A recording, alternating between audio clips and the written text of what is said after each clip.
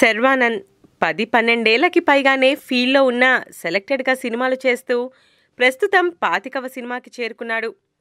విచిత్రంగా 2016, 2017 సంవత్సరాల్లో పెద్ద హీరోలతో పోటీ పడాల్సి వస్తుంది యంగ్ హీరోకి. అది కూడా సంక్రాంతి సీజన్లో కావడం విశేషం. ఏడాది నాన్నకు ప్రేమతో, డిక్టేటర్, సోగ్గాడే చిన్ని నాయనా లాంటి పెద్ద సినిమాల మధ్యలో ఎక్స్ప్రెస్ రాజా అనే చిన్న సినిమాతో వచ్చి చిచ్చుబుడ్డిలా సక్సెస్ కొట్టాడి చిచ్చరి పిడుగు. 2017 సంక్రాంతికి శతమానం భవతి సినిమాతో బరిలోకి దిగుతున్నాడు. ఈసారి మెగాస్టార్ చిరంజీవితో పాటు నటసింహం, సంక్రాంతి సింహం బాలయ్య కూడా బరిలోకి రాబోతున్నారు. వీళ్లకంటే ముందుగానే ఆడియో రిలీజ్ జరిగిపోయింది. రీసెంట్గా సెన్సార్ పనులు కూడా పూర్తయ్యాయి. శతమానం భవతి చూసిన సెన్సార్ సభ్యులు క్లీన్ యూ సర్టిఫికేట్ చేతిలో పెట్టారు. ఫ్యామిలీ సినిమాల specialist, passionate producer Dil Raju ఈ మూవీని ప్రొడ్యూస్ చేశాడు.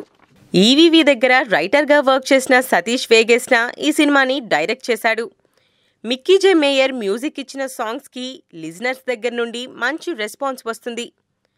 Sharwanand, Anupama Parameswaran, versatile actor Prakash Raj, Jayasudha act చేసిన ఈ సినిమా తాత మనవళ్ల మధ్య 3 జనరేషన్ల మధ్య జరిగే బ్యూటిఫుల్ ఫ్యామిలీ ఎంటర్టైనర్.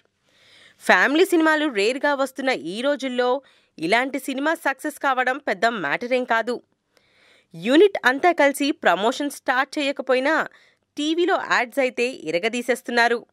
మొదటి నుండి సంక్రాంతికి సిద్ధమంటున్న పెద్ద హీరోల కంటే ముందే ఆడియో అండ్ సెన్సార్ జరుపుకోవడం హైలైట్ అని చెప్పాలి. చిరు, బాలయ్య సినిమాల కంటే లేటుగానే శతమానం షూటింగ్ స్టార్ట్ అయింది. ఓపెనింగ్ అప్పుడే సంక్రాంతికి రిలీజ్ అన్నారు. ప్లానింగ్ ప్రకారం పనులన్నీ పూర్తి చేసి సెన్సార్ సర్టిఫికెట్ తెచ్చుకున్నారు.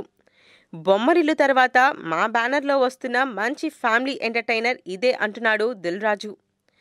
జనవరి 14న శతమానం భవతి రిలీజ్ అవుతుంది.